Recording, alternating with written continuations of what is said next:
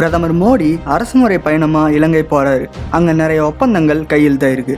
China இலங்கை மூலியமா இந்தியாவுக்கு ஒரு ஸ்கெட்சை போட்டாங்க. ஆனா இந்தியா அதை விட ஒரு பெரிய ஸ்கெட்சை போட்டு சைனாக்கு ஆப்படிச்சிருக்காங்க. அது என்னன்னு பார்ப்போம். நம்ம பிரதமர் மோடிக்கு இலங்கை அதிபர் சிறப்பான வரவேற்பை கொடுத்திருந்தாரு. அப்போ மோடிக்கு ஸ்ரீலங்காவுடைய உயரிய விருதான மித்ர விபூஷணா விருதை கொடுத்திருந்தாங்க. அங்க இந்தியா இலங்கை சேர்ந்து நிறைய ஒப்பந்தங்கள் கையெழுத்திட்டு இருந்தாங்க.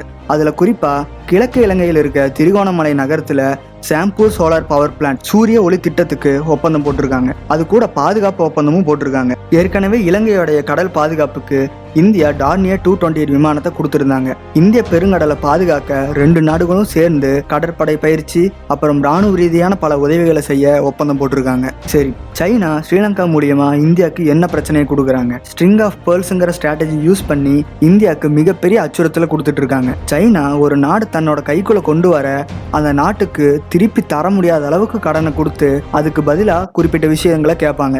எப்படி இலங்கைக்கு கடனை கொடுத்து அதுக்கு பதிலா ஹம்மன் தோட்டா துறைமுகத்தை 99 வருஷத்துக்கு லீஸுக்கு எடுத்தாங்களோ அதே மாதிரி தான் பாகிஸ்தானோட கவுதார் துறைமுகம். சைனாவுடைய 80% ஆயில் இந்திய பெருங்கடல் வழியா மலாக்கா கால்வாயை கடந்து தான் சைனாக்கு போகுது.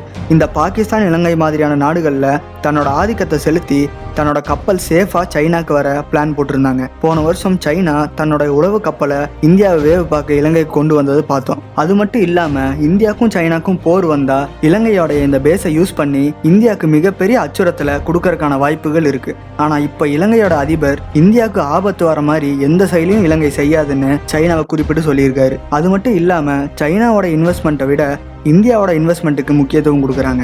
இந்தியாவும் இலங்கையும் சேர்ந்து சைனாவோட ஆதிக்கத்தை இந்திய பெருங்கடல்ல குறைச்சு இந்தியன் ஓஷன்ல இந்தியா தான் கிங்குன்னு காமிக்கிற நேரம் வந்துருச்சு. இந்திய பெருங்கடலை தன்னோட கட்டுப்பாட்டுக்குள்ள வைக்கும் போது போர் சூழல்ல சைனாவோட சரக்கு கப்பலை நிறுத்தி சைனாக்கு மிகப்பெரிய நெருக்கடியை இந்தியானால கொடுக்க முடியும். இந்த விசிட்ல இலங்கையோடைய முன்னாள் கிரிக்கெட் வீரர்களை சந்திக்கிறாரு. அப்புறம் 2 நாட்டு தலைவர்களும் சேர்ந்து மேஹோ ஓமந்தை ரயில்வே லைனை லான்ச் பண்றாங்க.